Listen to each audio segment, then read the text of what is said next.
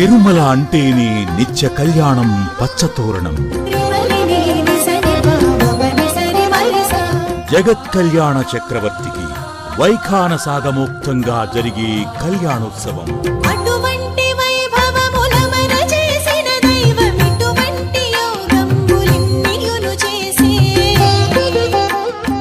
పుణ్యాహవచనం, అంకురార్పణం, విశ్వక్సేనుల వారి అర్చన, నూతన వస్త్ర సమర్పణ, కంకణ ధారణ, హోమం, పుష్పమాల పరివర్తనం, మాంగళ్య ధారణ, తలంబ్రాలు, ఇలా ఎన్నో క్రతువులతో సాగే ఉత్సవం ఆనంద నిలయుని కళ్యాణోత్సవం.